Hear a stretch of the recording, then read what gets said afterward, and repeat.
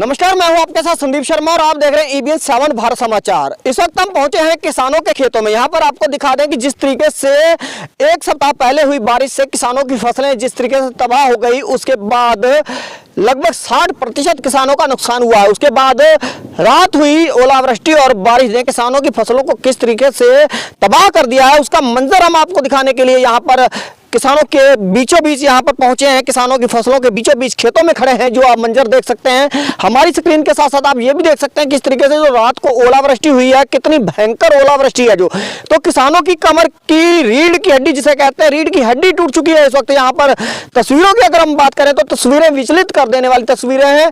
किसानों के साथ हमेशा ही खिलवाड़ होता आ रहा है। यहाँ पर यह कहें कि सरकार की तरफ से या तो पूरे रूप से उसका समर्थन मूल्य ना मिल पाना, यह भी किसानों के साथ खिलवाड़ होती है। इसके साथ साथ अगर मैं बात करूं भगवान की, तो भगवान भी इस वक्त किसानों के विपरीत चल रहा है, क्योंकि भगवान भी इस वक्त किसानों पर एक आफत बनकर टूट पड़ा है। यहाँ पर जो तस्वीरें आप देख रहे हैं, ये सारी बेमौसम बरसात की तस्वीरें हैं। यहाँ पर ओलावृष्टि से जिस तरीके से किसानों की फसलें तबाह हुई हैं, उसके बाद भी प्रशासन अभी तक किसानों का हाल जानने तक नहीं पहुंचा है।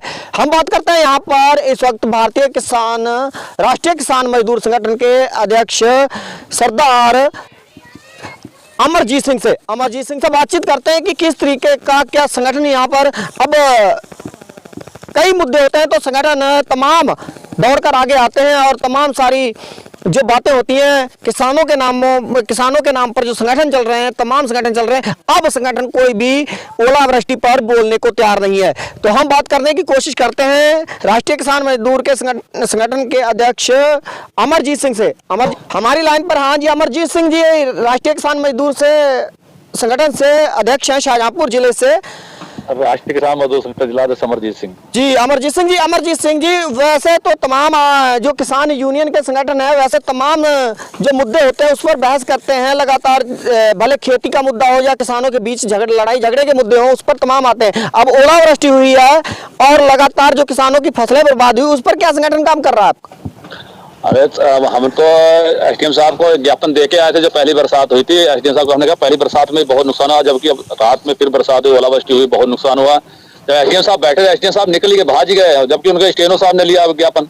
हमने कहा भी एसडीएम साहब की सर्वे कराइए, कहे हाँ सर्वे करवाएंगे। और मुझे एक बयान पेपर में पढ़ने आया, एसडीएम साहब ने कहा कि गेहूं में नुकसान ही नहीं हुआ, जबकि आज रात में तो बहुत ज्यादा नुकसान हुआ किसानों की। मतलब जो है मतलब गेहूं है, मक्का है और ऐसी जो बहुत बड़ा नुकसान हुआ है, जबकि ये शासन प्रशासन सुनता ही नहीं है। और फिर जब आंदोलन करो फिर जो कहते हैं आंदोलन करते हो, तो मजबूरी में किसानों के लिए फिर पक्ष रखने के लिए आंदोलन करना पड़ता है।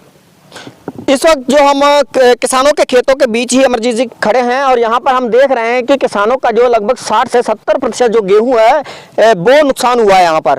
तो रात को ओलावृष्टि ने काफ़ी जो है किसानों की कमर तोड़ी हुई है। यहाँ पर अगर मैं बात करूँ, यहाँ पर खुद अपनी ज़मीनी हकीकत, यहाँ पर सर्वे की बात करूँ, सरकारी सर्वे की बात नहीं कर रहा मैं, अपने सर्वे की बात कर रहा हूँ, अपनी खुद की बात कर रहा हूँ।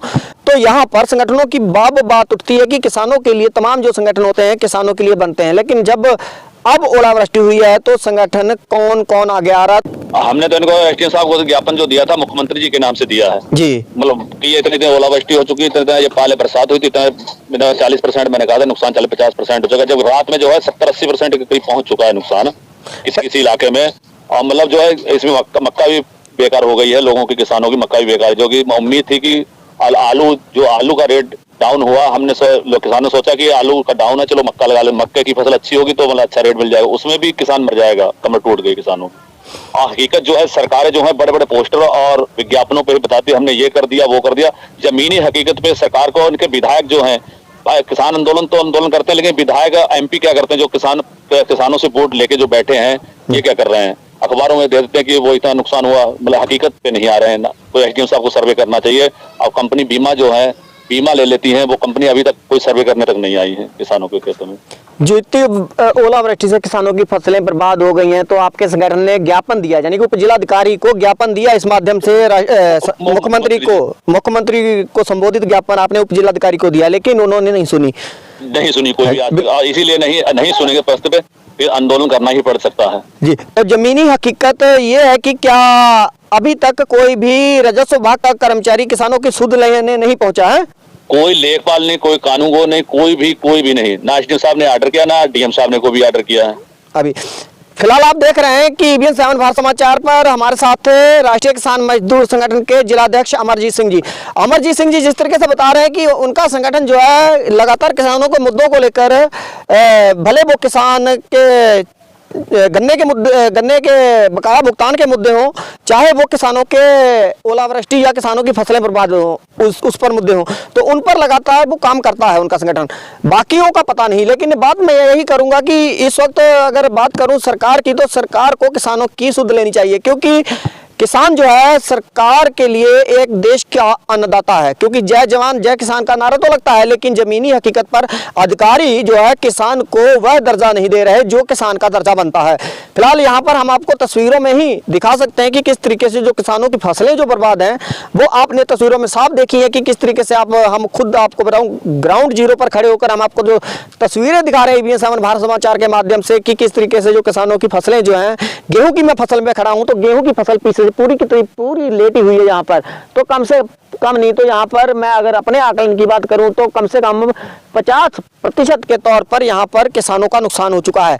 लेकिन अब जैसा कि अमरजीत सिंह जी ने बताया कि राष्ट्रीय किसान मजदूर के अध्यक्ष हैं, संगठन के अध्यक्ष हैं, जिलाध्यक्ष, उन्होंने बताया कि उन्होंने ज्ञापन दिया, उप जिलाधिकारी को ज्ञापन सौंपा, मुख्यमंत्री को संबोधित, लेकिन उप जिलाधिकारी उठकर वहां से चले गए और स्टेनो ने वहां पर उनका ज्ञापन लिया।